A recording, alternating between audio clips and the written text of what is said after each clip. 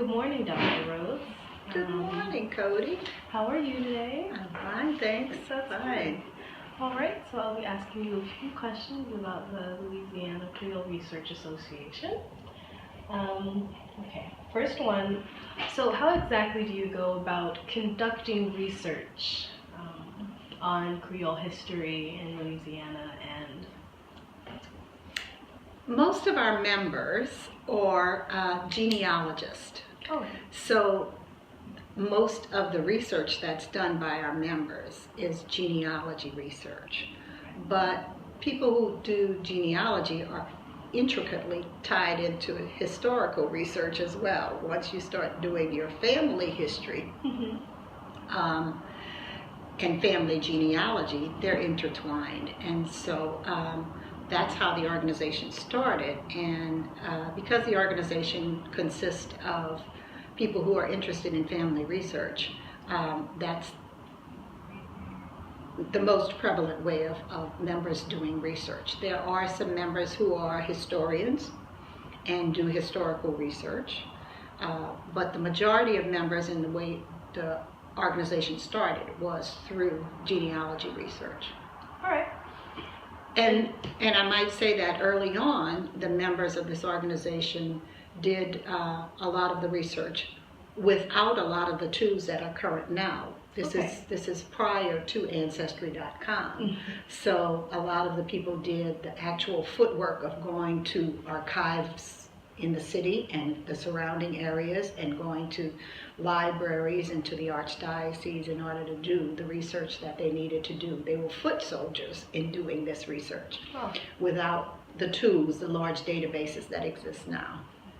So that kind of goes into my next question of how exactly do you guys archive the history? I know there's Ancestry.com and whatnot, but are there any special ways you do so anything a little bit more personal or?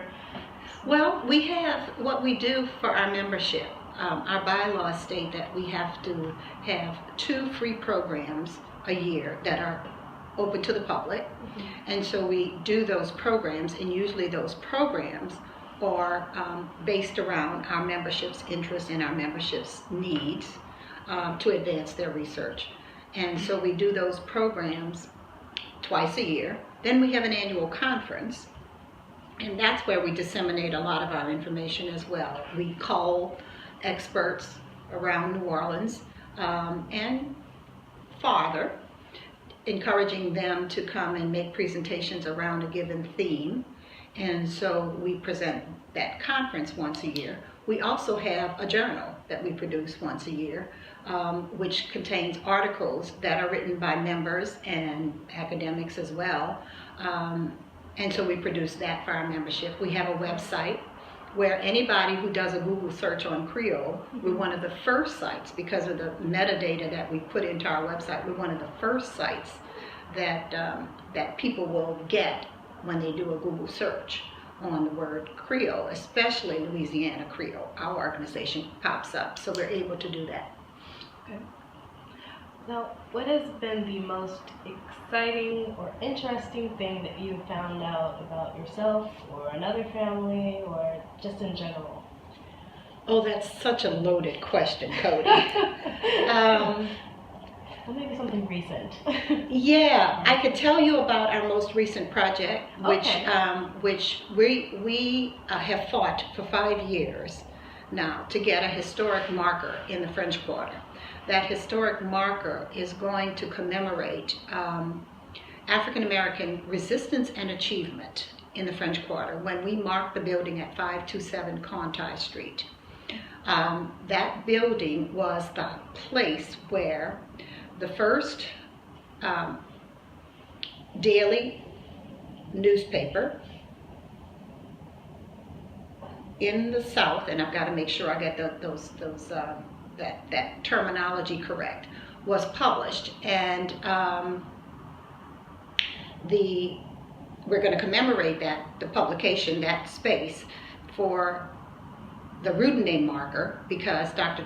Louis Charles Roudenay and his comrades published the paper from that building and from that site. And that is going to be marked in, once again, that newspaper, L'Union, which was written in French and in English.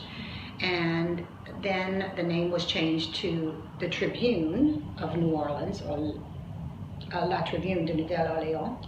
And that those papers then were what we like to consider to be the predecessors to the civil rights movement, because those papers advocated for the abolition of slavery. Right. And they were done by free persons of color who saw their rights being undermined by what was happening in the government. So we are going to commemorate that in this tricentennial year for New Orleans. And we're really, really excited about that. All right. Now, that's not personal. That's what the organization does. That's fine. Yeah. Personally, there's so many things. I took the leadership of this organization after my mother died. My mother always said she was a Creole. Mm-hmm. She never wanted to be called anything else. My father said he was a Negro. My mother always said she was a Creole. I grew up in the 60s when I did not want to be called a Creole. That was the last thing I wanted to be called, was a Creole. Although I knew culturally that's what I was. But this was in the rise of the Black Power movement, and I didn't dare call myself a Creole because that would have just been socially ostracizing myself. So I don't know, now that I've reached the age of somewhat enlightenment, I realize that Creole is part of who I am. It's my father, my grandfather, and because we've done the family research, we know that these are people that are rooted in the New Orleans community. They are descendants of Africans, Creoles, Africans, French, and Spanish, and they are part of the New World. This is the hub of Creole culture in the United States, and I can't help but recognize that. And I'm glad then to be in a leadership position in this organization whose mission is to advance that Creole culture, to educate people, and to celebrate it. That's interesting. As president of this association, where do you see Louisiana Creole ending up in the next decade or so? Oh, another interesting question, because I think we're really at a benchmark here where we are either going to blow up in a good way, yeah, or we're going to kind of fall by the wayside. And so last year and this year, we have made a concerted effort in our strategic planning to raise funds so that we can hire an executive director. For 13 years now, we've been working with an all-volunteer staff. Volunteers get tired.